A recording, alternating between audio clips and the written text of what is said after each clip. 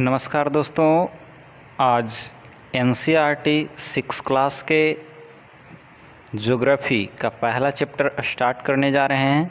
तो चलिए आप लोग ध्यान से देखिएगा इस वीडियो को। एनसीईआरटी का बुक बहुत ही इम्पॉर्टेंट है हर एक एग्ज़ाम के लिए। तो मैं एनसीईआरटी सीरीज़ शुरू कर रहा हूं, आप लोग ध्यान से देखिएगा। आज 6 क्लास का ज्योग्राफी का पहला चैप्टर है। पहला चैप्टर है सौर मंडल में पृथ्वी। सौर मंडल में पृथ्वी, तो एक सौर मंडल का हम फिगर बनाए हैं और इस सौर मंडल में यह सूर्य है और इसके सारे ग्रह हैं। अब हम बात पहले कर लेते हैं कि तारे क्या होते हैं, नक्षत्र मंडल क्या है, सूर्य क्या है, ग्रह क्या है, पृथ्वी क्या है, उपग्रह क्या है, चंद्रमा क्या है, क्षुद्र ग्रह क्या है, उल्कापिंड क्या है, आकाशगंगा क्या है, ब्रह्मांड क्या है। तारे आप लोग बचपन से ही आकाश में देखते होंगे, बहुत सारे चमकीले छोटे छोटे पिंड नज़र आते हैं आकाश में, जिन्हें हम तारा कहते हैं। और इनका स्वयं का प्रकाश होता है। यह गैस का एक बहुत बड़ा विशाल गोला होता है जो जलता हुआ रहता है, जिससे प्रकाश निकलती है। और यह बहुत दूर होने के कारण हमें बहुत छोटा दिखाई देता है। बहुत सारे तारों का एक निश्चित पैटर्न में एक समूह में जमा होना नक्षत्र मंडल कहलाता है। आप लोग सप्तर्षि नक्षत्र मंडल के बारे में जानते होंगे, और अगर नहीं जानते हैं तो आप अपने गार्जियन से पूछिएगा। आकाश में 7 तारों का एक समूह है जिसको सप्तर्षि तारामंडल कहा जाता है या नक्षत्र मंडल कहा जाता है। सूर्य एक तारा ही है। सूर्य क्या है? एक तारा है जो पृथ्वी का सबसे नज़दीक है। इस कारण से यह थोड़ा बड़ा दिखाई देता है, थोड़ा विशाल दिखाई देता है। यह भी गैसों का एक गोला है, जलता हुआ गैसों का, और यह भी अब स्वयं का प्रकाश है इसमें, यह भी चमकता हुआ दिखाई देता है। ग्रह सूर्य के चारों ओर, ये सूर्य है, इसके चारों ओर जो चक्कर लगाने वाले बड़े बड़े पिंड होते हैं उसको हम ग्रह बोलते हैं। ग्रह का स्वयं का प्रकाश नहीं होता है। यदि कोई ग्रह आकाश में चमकता हुआ दिखाई भी देता है तो उसका स्वयं का प्रकाश नहीं होता है, वह प्रकाश के परावर्तन के कारण हमें चमकता हुआ दिखाई देता है। पृथ्वी एक ग्रह है जिस पर हम लोग निवास करते हैं। बहुत ही अनूठा ग्रह है, इसके बारे में आगे चर्चा करेंगे। उपग्रह पृथ्वी के चारों ओर चक्कर लगाने वाले या फिर ग्रह के चारों ओर चक्कर लगाने वाले आकाशीय पिंड को उपग्रह कहा जाता है। तो हम उपग्रह तक बात किए, अब आगे हम चलते हैं इस फिगर की तरफ। यह सूर्य है और सूर्य के चारों ओर कुल 8 ग्रह परिक्रमा करते हैं। कुल 8 ग्रह इस प्रकार से एक दीर्घवृत्ताकार कक्ष में परिक्रमा करते हैं। इन ग्रहों का क्रम चलिए जानते हैं। तो सबसे पहला ग्रह है बुध, फिर शुक्र, पृथ्वी, मंगल, बृहस्पति, शनि, अरुण, वरुण। इसको याद करने के लिए सीधे समझिए कि बुध है, पहला ग्रह बुध है। बुध के और यह दिन के नाम पर ये सारे ग्रह जो हैं उनके नाम हैं दिन के नाम पर, बाकी ये 2 ग्रह अलग हैं और एक पृथ्वी। तो चलिए जानते हैं बुध के बाद कौन सा दिन आता है? बृहस्पति नहीं, उसके बाद शुक्र। एक गैप देना है, सारा क्रम वैसा ही है।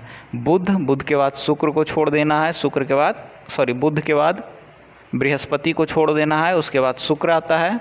शुक्र के बाद शनि छोड़ देना है, शनि के बाद रवि आता है, रवि के जगह पृथ्वी हमको बोलना है, रवि के जगह पृथ्वी। तो रवि के बाद सोम नहीं मंगल, और मंगल के बाद बुध नहीं बृहस्पति, बृहस्पति के बाद शुक्र नहीं शनि, और उसके बाद 2 क्रम से याद कर लेना है अरुण वरुण। तो इस प्रकार से सूर्य से दूरी के क्रम में ग्रह हैं बुध, शुक्र, पृथ्वी, मंगल, बृहस्पति, शनि, अरुण और वरुण। ये 8 ग्रह हैं। ग्रहों की संख्या में एक प्लूटो का भी नाम आता था। लेकिन 2006 के बाद इसको ग्रह की क्राइटेरिया पूरा नहीं करने के कारण इसको ग्रह से निकाल दिया गया है। यह भी आकाशीय पिंड ही है प्लूटो, लेकिन अब ग्रह में इसकी गिनती नहीं होती है। तो इसमें अब बात कर लेते हैं, कुछ ग्रहों के बारे में थोड़ा सा चर्चा कर लेते हैं। बुध सबसे छोटा ग्रह है। बुध क्या है? सौरमंडल का सबसे छोटा ग्रह बुध है। शुक्र के बारे में अगर बात करें तो शुक्र पृथ्वी के समान ग्रह है, पृथ्वी के जैसा ही ग्रह है, पृथ्वी के आकार और आकृति में समान है, और इसको सुबह और शाम का तारा कहा जाता है। भोर का तारा और शाम का तारा शुक्र को कहा जाता है, क्योंकि शुक्र सूर्य के प्रकाश के कारण शाम में और सुबह में चमकता हुआ आकाश में दिखाई देता है। इस कारण से इसको भोर का और शाम का तारा कहा जाता है। पृथ्वी बहुत ही अनूठा ग्रह है। इस पे वायुमंडल है, जल है, इस कारण से जीव जंतु यहाँ निवास करते हैं, जबकि अन्य ग्रहों पर जीवों का अस्तित्व नहीं है। और यह पृथ्वी दूरी के क्रम में तीसरे स्थान पर है, जबकि आकार के दृष्टि से यह सारे ग्रहों में 5वां स्थान रखता है। अब और पृथ्वी के लगभग 3 हिस्से पर जल है, लगभग 70% पे पानी है। इस कारण से पृथ्वी को नीला ग्रह भी कहा जाता है। पृथ्वी को नीला ग्रह के नाम से भी जाना जाता है। अब बात करते हैं मंगल का। मंगल लाल ग्रह के नाम से जाना जाता है, और यह पृथ्वी के ही आकार के लगभग है। पृथ्वी के आकार का ही इसका साइज़ लगभग पृथ्वी जैसा ही है, और इसको लाल ग्रह के नाम से जाना जाता है। बृहस्पति के बारे में बात करें तो जैसा कि हम बताएं कि बुध सौरमंडल का सबसे छोटा ग्रह है, बृहस्पति उसी प्रकार सौरमंडल का सबसे बड़ा ग्रह है। सबसे बड़ा ग्रह में इसका गिनती होता है। सौरमंडल का यह सबसे विशालतम ग्रह है, और यह पीला ग्रह है। इसको पीला ग्रह कहा जाता है, ठीक है। और एक शनि है। शनि पूरे सौरमंडल का सबसे हल्का ग्रह है। कहा जाता है कि इसका घनत्व पानी से भी कम है। अगर शनि को पानी में डाल दिया जाए तो यह तैरने लगेगा, है ना। यह शनि बिल्कुल हल्का ग्रह है। सबसे हल्का ग्रह शनि ही है पूरे सौरमंडल में। एक अरुण है और दूसरा लास्ट में वरुण है। चलिए अरुण और वरुण के बारे में जानते हैं। तो अरुण को लेटा हुआ ग्रह भी कहा जाता है, ठीक है। अरुण लेटा हुआ ग्रह कहलाता है, और सूर्य से सबसे ज़्यादा दूरी के क्रम में वरुण आता है। अब इसमें कुछ और पॉइंट्स बता देते हैं। इसमें 3 ऐसे ग्रह हैं जिसके चारों ओर वलय हैं। वो है बृहस्पति, इसके चारों ओर इस प्रकार से रिंग है, रिंग घेरा, चारों ओर से घेरा है बृहस्पति के। शनि के भी चारों ओर घेरा है इस टाइप से, और अरुण के भी चारों ओर वलय है इस तरह से। चारों ओर इसके हवा के आवरण है, वलय हैं। अब बात करते हैं, वापस इधर आते हैं, उपग्रह तक हो गया था, है ना। उपग्रह में चलिए बात करते हैं पृथ्वी के चारों ओर, या फिर अन्य ग्रह जो हैं उनके भी चारों ओर अगर कोई आकाशीय पिंड परिक्रमा कर रहा है तो वह उपग्रह कहलाता है। जैसे पृथ्वी के चारों ओर मात्र एक आकाशीय पिंड है जो परिक्रमा करता है ना। ये एकमात्र उपग्रह है पृथ्वी का, जिसको हम लोग चंद्रमा बोलते हैं। यह चंद्रमा या पृथ्वी के चारों ओर परिक्रमा करता है। अब चंद्रमा उपग्रह किसका उपग्रह है? तो पृथ्वी का उपग्रह है। पृथ्वी का उपग्रह पृथ्वी के चारों ओर परिक्रमा करता है, यह है ना। और ये उपग्रह है, इसका भी स्वयं का प्रकाश नहीं होता है, जबकि चंद्रमा हमको चमकता हुआ दिखाई देता है। उसका भी यही कारण है कि सूर्य के प्रकाश इस पर पड़ता है और इससे रिफ्लेक्ट होने के बाद पृथ्वी तक आता है, इसलिए ये चमकता हुआ दिखाई देता है। चलिए अब क्षुद्र ग्रह के बारे में बात करते हैं। क्षुद्र ग्रह वैसा पिंड होता है ग्रह का ही भाग होता है, ग्रह का छोटा छोटा टुकड़ा। इन ग्रहों के छोटे छोटे टुकड़े जो हैं वो सूर्य के चारों ओर ग्रह इसी प्रकार परिक्रमा करते रहते हैं। ग्रह के टुकड़े ही हैं और वह सूर्य के चारों ओर परिक्रमा करते हैं। ये ज़्यादातर मंगल और बृहस्पति के कक्षा में मिलते हैं, बीच में, इसके बीच में ही बहुत सारे आकाशीय पिंड हैं जो सूर्य के चारों ओर परिक्रमा करते हैं। इसको हम लोग क्षुद्र ग्रह बोलते हैं। क्या कहा जाता है? क्षुद्र ग्रह। ये छोटे छोटे पिंड क्षुद्र ग्रह कहलाते हैं। ये मंगल और बृहस्पति के मध्य जो कक्षा के बीच में गैप है उसमें पाया जाता है क्षुद्र ग्रह। क्षुद्र ग्रह उल्का पिंड, उल्का पिंड भी इसी प्रकार है। और सारे पत्थर के टुकड़े, बड़े बड़े चट्टान सूर्य के चारों ओर चक्कर लगा रहे हैं, इसी प्रकार से ये उल्का पिंड कहलाते हैं। यह कभी कभी पृथ्वी के वायुमंडल में चले आते हैं। पृथ्वी के आकर्षण के कारण यह पृथ्वी के वायुमंडल में प्रवेश कर जाते हैं, जिस कारण से यह जलता हुआ दिखाई देता है, जलता हुआ, तेज़ी से जलता हुआ दिखाई देता है उल्का पिंड। उल्का पिंड कभी कभी ऐसा भी होता है कि पूर्ण रूप से नहीं जलता है और पृथ्वी से आके टकरा जाता है, जिस कारण से पृथ्वी पर बड़े बड़े गड्ढे हो जाते हैं उल्का पिंड आके टकरा जाने से। अब बात करते हैं आकाशगंगा। आकाशगंगा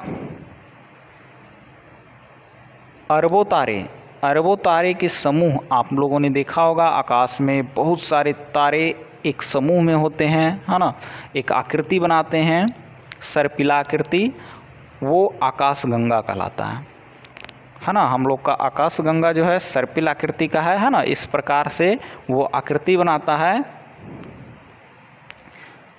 बहुत सारे तारों का समूह, है ना। तो इसको हम आकाशगंगा बोलते हैं। ये तारे का समूह, बहुत सारे अरबों तारे मिलके आकाशगंगा बनाते हैं। और अरबों आकाशगंगा मिलके ब्रह्मांड का निर्माण करता है। कहने का तात्पर्य है कि जितने भी आकाशीय पिंड हमने बताया वो सारे मिल करके ब्रह्मांड का निर्माण करते हैं। एक बात और इसमें मज़ेदार है कि अब सूर्य के बारे में फिर से एक बार देख लेते हैं। सूर्य